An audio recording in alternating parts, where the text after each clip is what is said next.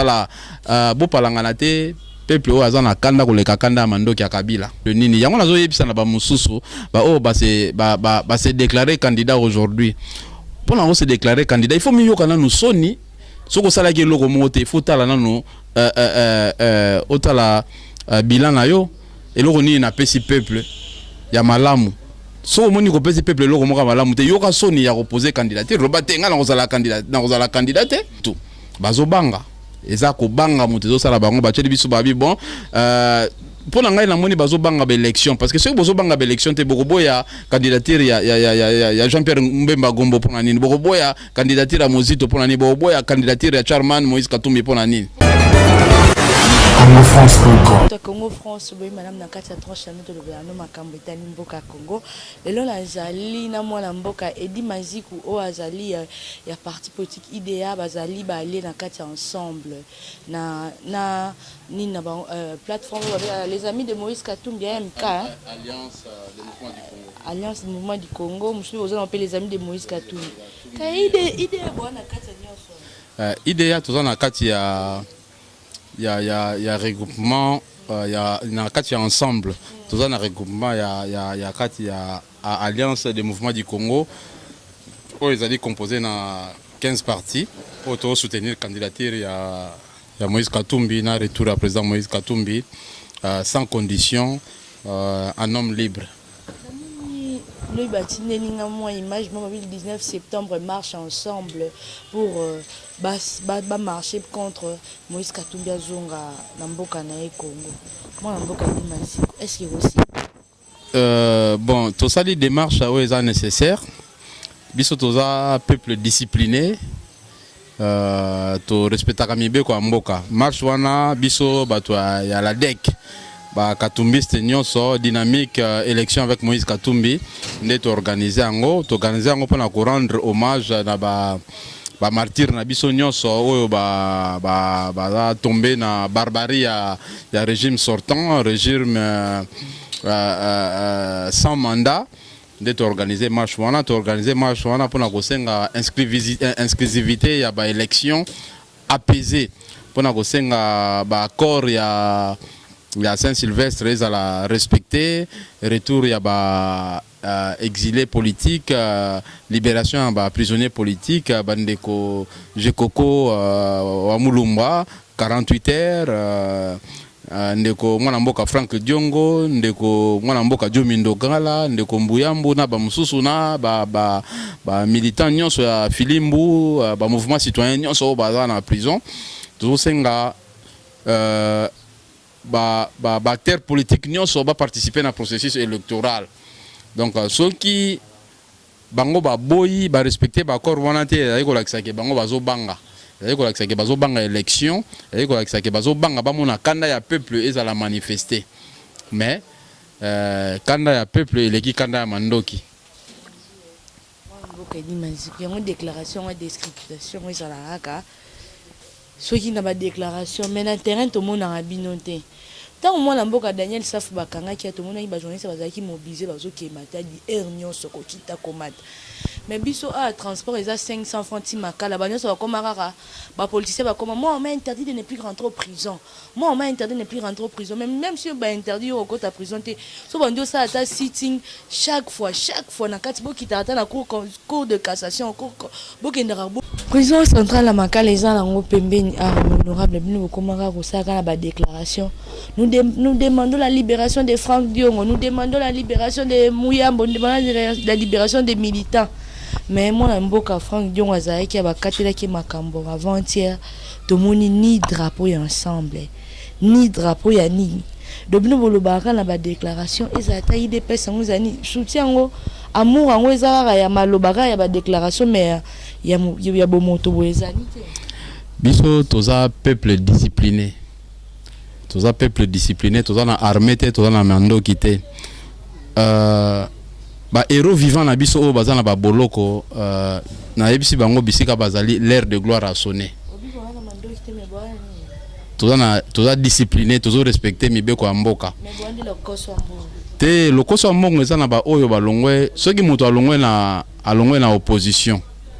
ake na majorité présidentielle aza sous opposante bo benge sous opposante est-ce que muto alongwe majorité na opposition akomi opposant très très mais opposant te tokotala sikoyo tokotala misala na ye na aye kosala nini opposition akopesa peuple nini yango nazoyebisa na bamosusu oyo base déclarer candidat aujourd'hui mpona ngo se déclarer candidat il faut miyoka nanu soni soki osalaki eloko moko te il faut tala nanu otala bilan na yo eloko nini napesi peuple ya malamu soki omoni kopesi peuple eloko moko ya malamu te yoka soni ya kopose candidature loba te nga nakozala candidat te o se retirer na yo mais soki osalaki ya malamu peuple akopona yo tala bopalangana te peuple oyo aza na kanda koleka kanda ya mandoki ya Kabila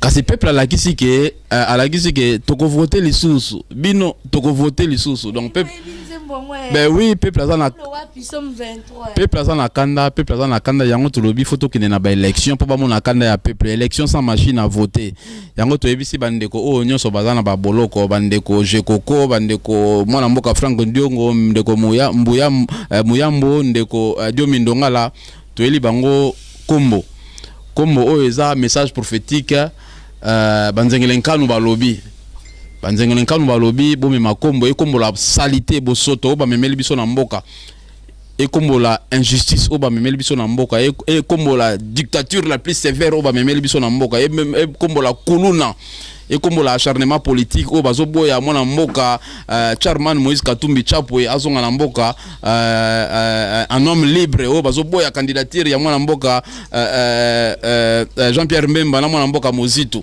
bazobanga eza kobanga moto ezosala bango bacheli biso babi bon pona ngai namoni bazobanga ba élection parce que soki bozobanga ba élection te bokoboya candidature ya Jean-Pierre Mbemba Gombo pona nini bokoboya candidature ya Mozito pona nini bokoboya candidature ya Charman Moïse Katumbi pona nini baliaka sani moko mais soko omoni na babila na bango okomona que moi c'est positif okomona positif donc la politique oyo peuple azali sous na besoin ya ba traité ba traidor ou to benga ba traidor yango to bengi opposition en un seul peuple en une seule force moto to komona ye opposant oyo o politicien oyo akokota na opposition pour manipuler opposition pour trahir opposition akokota kombo to kombo la une opposition ozaso na place na opposition te yango wana moni to sangani opposition komi ya wenge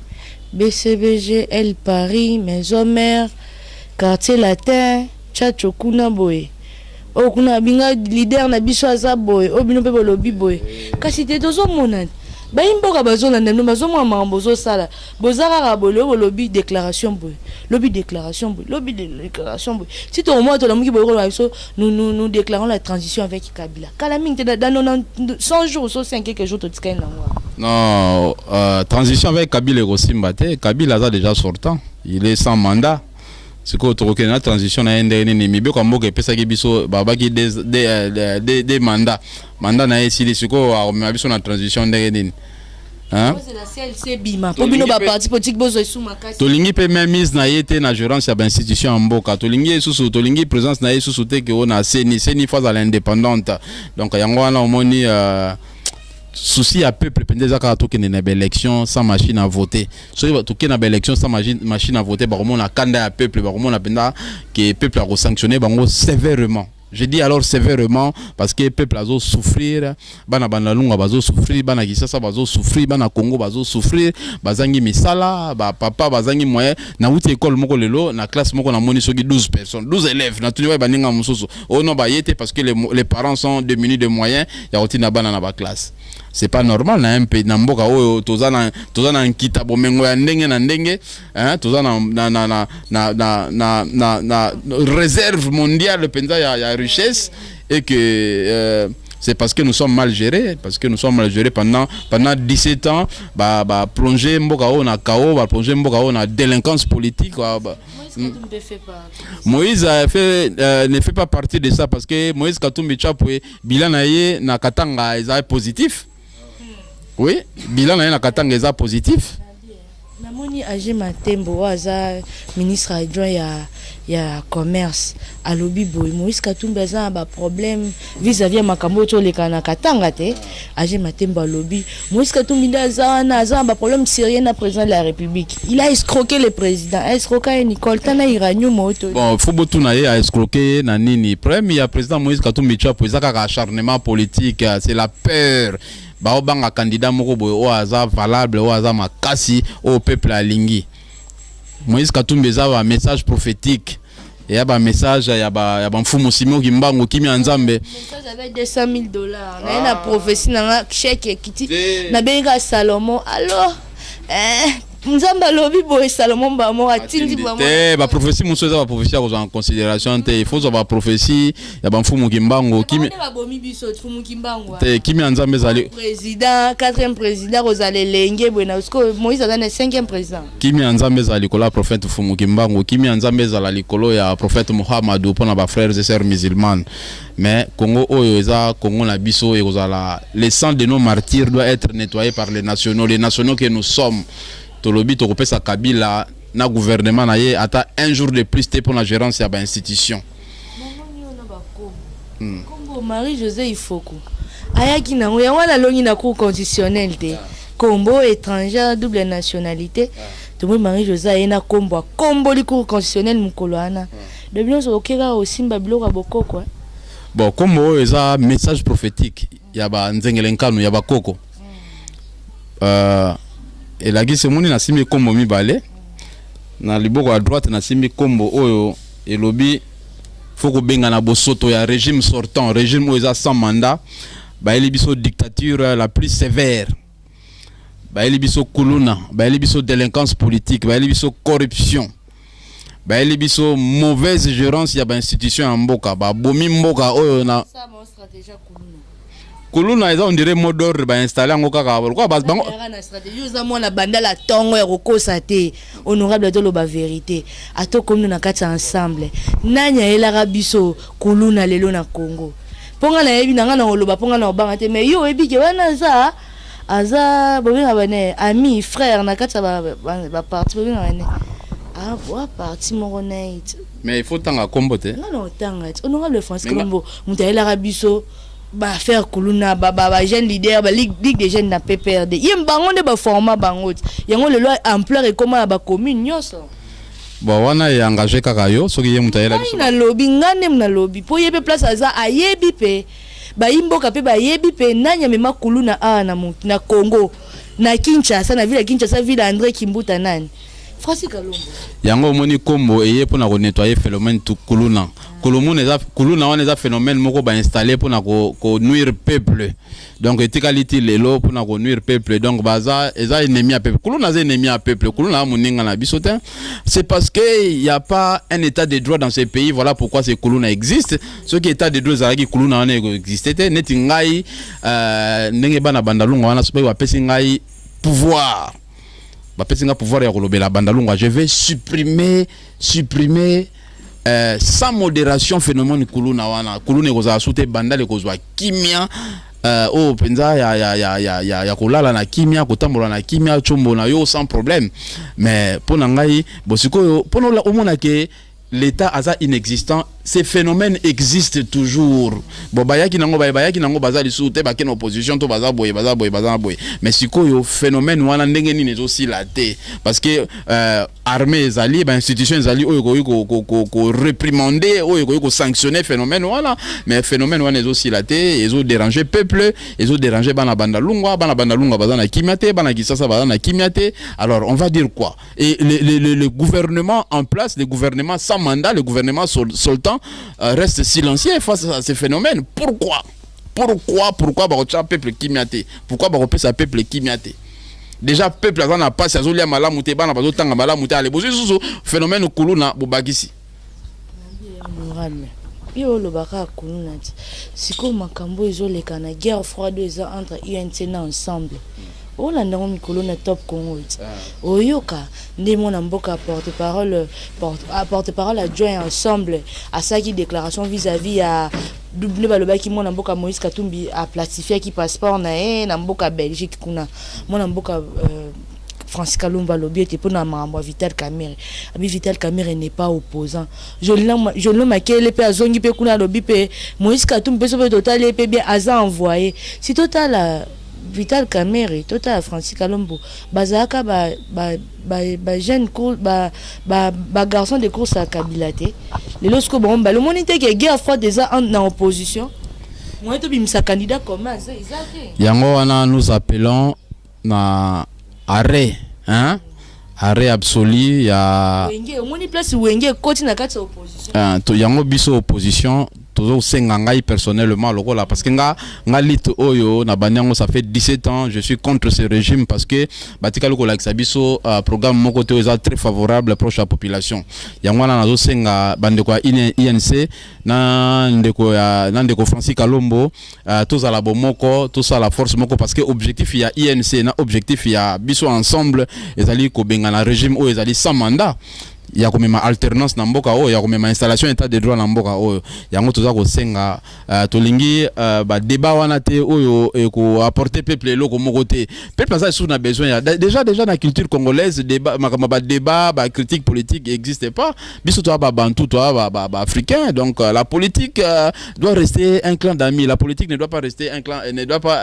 être un clan d'ennemis donc il faut tous à la un seul peuple, une seule force pour atteindre l'objectif nabiso. Donc la guerre, le peuple a besoin, il a vraiment besoin de. Tout le monde a utilisé Windy. Tout le monde a utilisé maman na bandal. Maman na bande ko na bandal msuba ya mbio. Okipe ba lobby na wa to ko voter lisusu. Babinde kwa na journaliste ya Karabo to vota ye bamsuba papa na kutu akanyelo papa na oteka ngombe. Amna linge to ko moni na mesa na ngati. Nani ndeko basisa ya Karabo. Mama na tika blo na oteka na okina zo sali mobilisation. Le loi komi kuna komi pe vice ministre akiparata bisote. Bino bana bandal bo na problème sérieux hein. Bon, Bandal. Funa nyonso kaka. Na yoza na provincial na Bandal. Bandal est la capitale à Kinshasa. Bandal est là parmi les communes intègres. Na Bandal, il y a des hommes et femmes intègres. Mais Bandal, le est comme poubelle. Bandal, le est comme to perdre de valeur communautaire. Bandal, le est comme référence et ambiance. Mais si quoi culture oyo, qu'est-ce qu'on doit faire? Ya on a lobby ensemble sauvons Bandal ngana wuti wenze parce que ngana koli na Bandal na botami na Bandal na kenaki wenze pona pesa ba mama ya Bandal mbote ba mama ya wenze na ta la situation na état ya wenze ndenge comment parce que batonga banda kuna wenze o ezalaki place bat bako sala ba habitation te batonga banda kuna wenze na kenaki nazwa connaissance ya wenze na sola ba mama na ba yebinga parce que ba moni place na koli bamoni passe na koli bamoni na botami na koli na bango na zakana bango na fanda kana bango yango nazo yebisa bana Bandal tour oyo toko voter lisusu donc bo voter bi vota te tant moment ngo ko koma to yebisa bino yango nazo bana Bandal na Bandal to na deux catégories ya bana Bandal toza na ba abandal na de Bandal et j'en profite na pesa ingénieur Blaise Boula mbote wa pesa kinga lobi nanga non to na deux catégories à expliquer nga on a deux catégories de bana Bandal de Bandal et abandal abandal ezalo wabiso to botami na Bandal to koli na Bandal na yebi pasi ya Bandal na zakana bana Bandal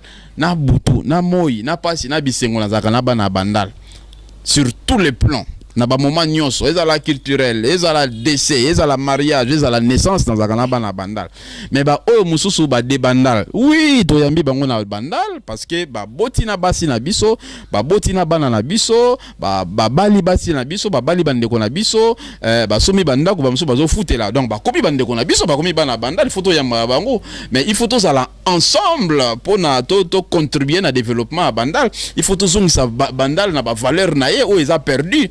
Donc si ko bana Bandal il faut ba tout na bango o bazolo ba ke o nga na Bandal moko te nga président à Bandal nga leader à Bandal faut ba tout na bango wana yo na Bandal aussi au sala nini okosala nini pe olingi nini po na Bandal Nengo lobi bandeko wana mususu bayaki baponi bango na bafuna tout ça là bon pour l'instant on parle de Bandal parce que nga na candidat député provincial na Bandal o bana Bandal baza vraiment ko calculer ba pona ko promouvoir ba valeur nyonso ya bandal parce que les valeurs ya bandal identité ya bandal les a perdu bandal les a perdu bandal est comme poubelle bandal est comme commune moko ya délinquance bandal est comme bato barola la sous te au mona mwana moko akotanga lobby class na tongo musu akene musala mais koto wana 10 minutes ba musique sonorité à makasi donc insupportable mais ce sont de et la culture il faut tout réglementer.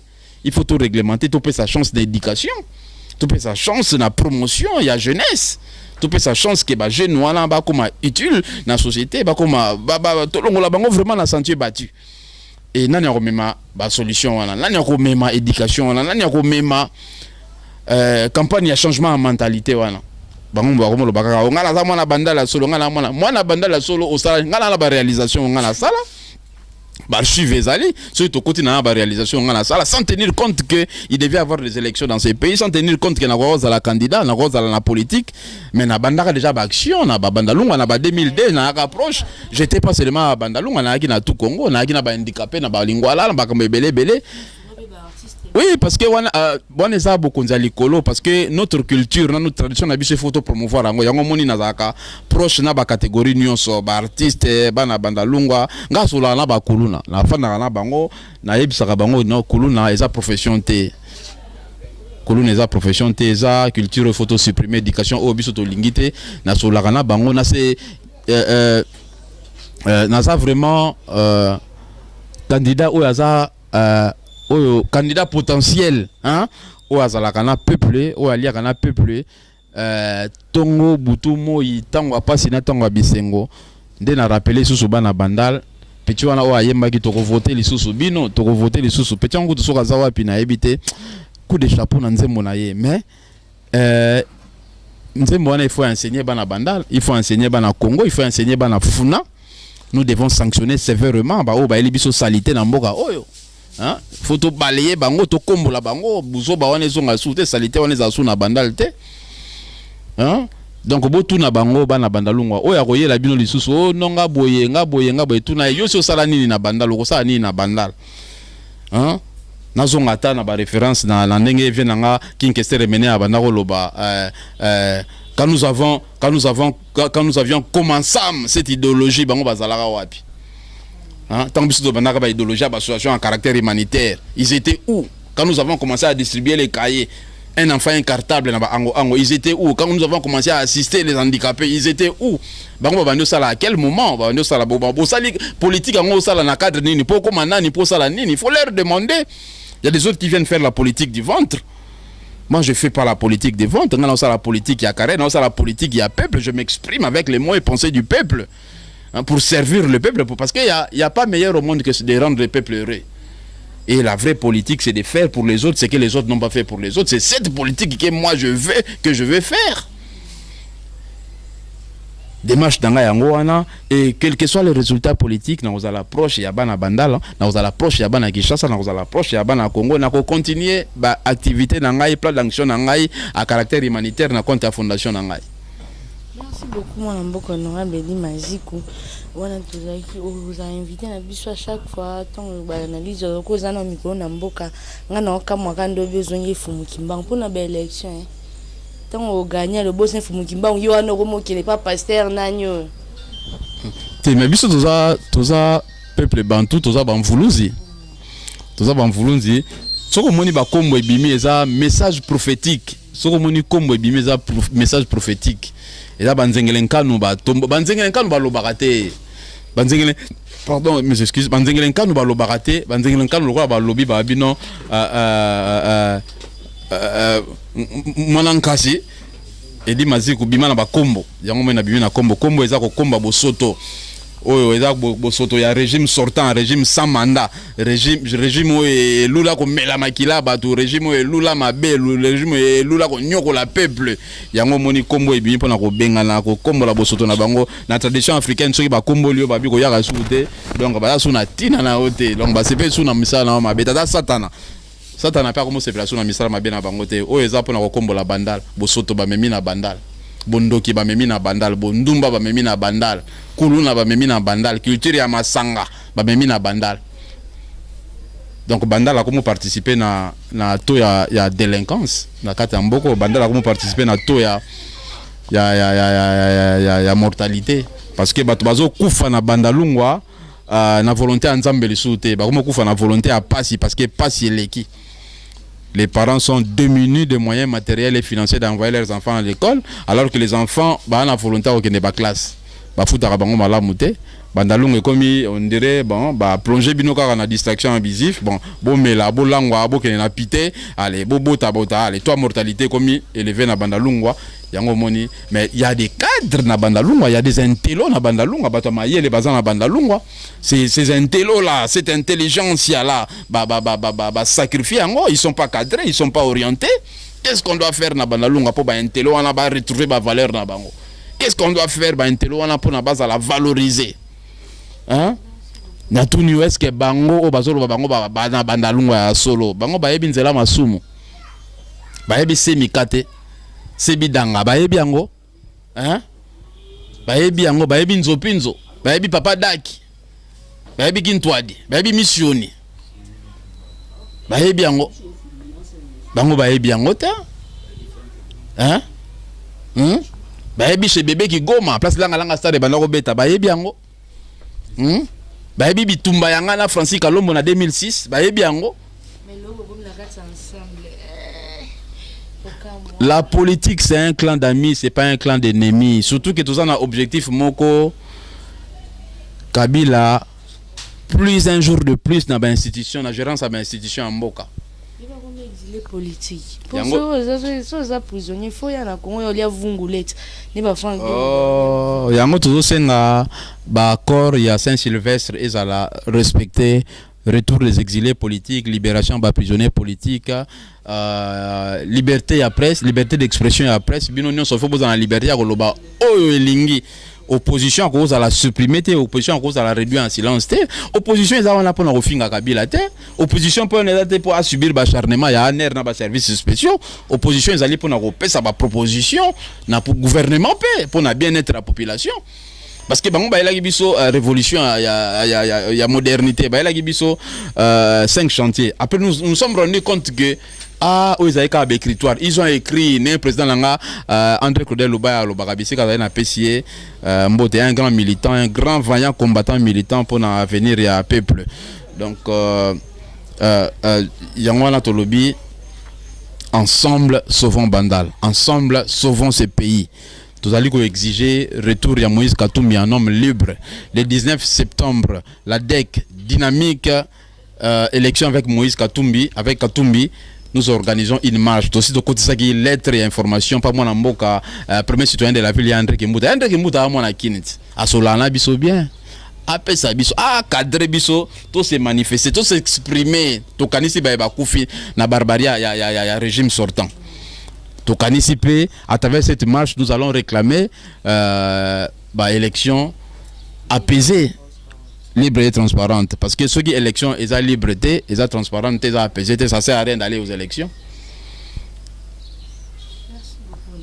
Malamboka honorable Limazi Kwazali moko na mponami ya élection 2018 aza candidat na commune à Bandalungwa.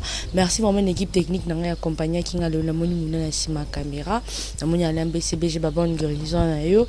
Merci beaucoup à Christian Touré Babi Kenzo na montage. Merci beaucoup à mon patron Didi Dipouma na bino ba abonné tout ya Congo France na bande ko na biso na rabiso bo partager ba émission na biso na pesi merci na mama Bibish Noka Michonoka la moni Célé Dubois, ingénieur Jacques qui quitte à Centre GLK bientôt les Obanda, honorable biso tozana kaka so ba descente za Congo France Rosana pour qu'on m'appelle le la partenaire national Katako. Il y a pas de problème, il y a pas de problème. Car souci dans les années vous en la liberté d'expression, vous en la liberté en mouvement, ba kombo ezo peser pendant nga on va benga ndeko Daniel Safu, compatria aya kozwa kombo moko pona ko kombola bosoto ami mangoti na matete kuna pasi ya za candidat azwa ngo pa kombola salité na matete oyo régime oyo sepelaka na mabe ya peuple régime ezo ko nyoko la peuple to ko komba bango na mboka oyo le 23 awa bakoza souté donc bakoza la baza sous na pouvoir te to bisa ki bango